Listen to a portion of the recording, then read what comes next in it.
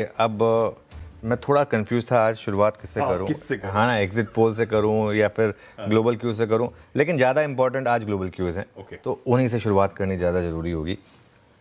और सबसे इम्पॉर्टेंट उसमें है कच्चा तेल। कच्चा तेल फिर से जो हमारे रीसेंट हाइज रहे हैं $120 उसके पार निकल रहा है और 121 हो गया अब तो। हर टिक के साथ बढ़ रहा है और हर टिक के साथ गिफ्ट निफ्टी नीचे आ रहा है जैसे जैसे ये ब्रेंट क्रूड बढ़ रहा है। और ये आई थिंक कल ना क्लोजिंग में ये मामला क्लियर हो गया था, जिस तरीके से 120 121 के 115 116 था वो, वहाँ पर मामला क्लियर हो गया था। और 121 तो मेरे ख्याल से अब जो वॉर के टाइम का जो हाईएस्ट प्राइस था ऑलमोस्ट 120 के आसपास आके ठंडा पड़ गया। हाँ, वो मतलब अब 121 जो है अब वो लेवल है। और देखिए ये वेस्ट एशिया से सप्लाई की कमी, इसका एक रिस्क है। इसके लिए जो यूएस का जो खुद का कच्चे तेल का एक्सपोर्ट, यूएस अब एक बड़ा नेट एक्सपोर्टर बन गया है और वो इनफैक्ट अब रिकॉर्ड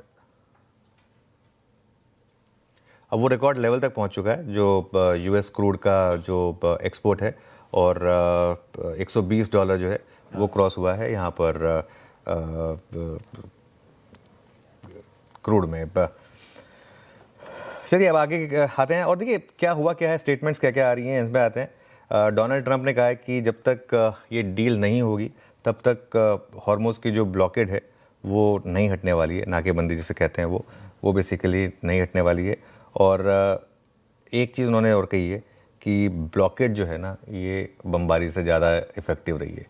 वो जैसे कहते हैं ना, पहले लात फिर बात फिर मुलाकात। तो वो इस समय ना वही वाला मामला चल रहा है।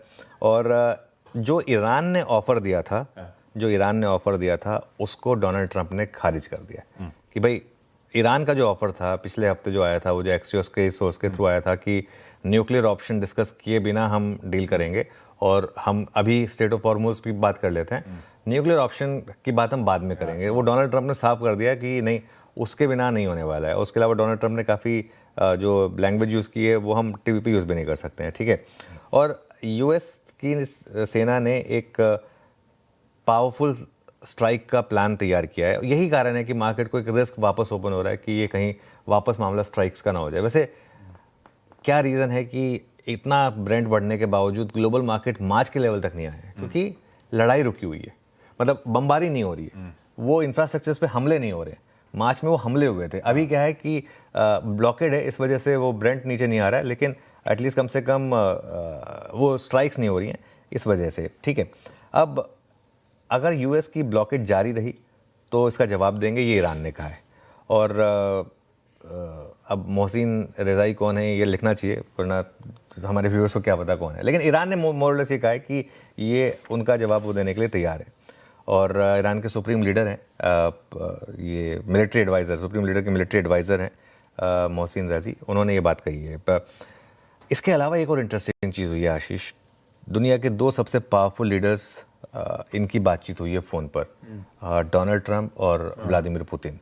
और ट्रंप और पुतिन की जो बातचीत है वो करीब करीब 90 मिनट चली है, क्रेमलिन के हवाले से खबर आई है।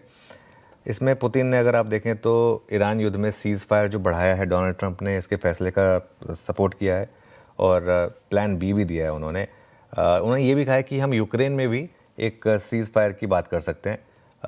वो एक इंटरेस्टिंग चीज़ है क्योंकि अगर यूक्रेन में भी सीज़ फायर हो गया, इधर भी सीज़ फायर रहा तो थोड़ा पॉजिटिव है। दिक्कत क्या है कि ब्रेंट इन सबको किसी को भी रिफ्लेक्ट करने को तैयार नहीं है और यही सबसे बड़ा कारण है जिस तरीके से ब्रेंट भाग रहा है। 120 121 डॉलर पर ब्रेंट आ चुका है, 121 के भी इनफैक्ट अब पार निकल चुका है। तो ये थोड़ा सा एक दिक्कत का मामला है ये। अच्छा, इन सब का मैं आपको एक और इम्पैक्ट बताता हूँ क्या होने वाला है। अब आगे जाकर मार्केट में इंटरेस्ट रेट और इन्फ्लेशन का रिस्क ओपन होगा। देखिए फेड ने क्या किया, फेड ने कोई बदलाव नहीं किया है, 3.5 टू 3.75% पर ही रखी। और ये कल जेरोम पावल की आखिरी पॉलिसी थी, ये भी इंपॉर्टेंट था। कल काफ़ी अच्छी पॉलिसी हुई, काफ़ी लाइट मूड में थे पावल। उनसे किसी ने पूछा कि मैं थोड़ा अब अंडर द रेडार रहूँगा, उन्होंने बोला अंडर द रेडार कैसे रहेंगे, तो वो झुक गए। वो काफ़ी लंबे हैं ना, तो वो झुक गए, ऐसे हो गए वो। तो वो काफ़ी फ़नी मोमेंट्स थे वो, और इस तरीके की चीज़ें अच्छी होती हैं वैसे।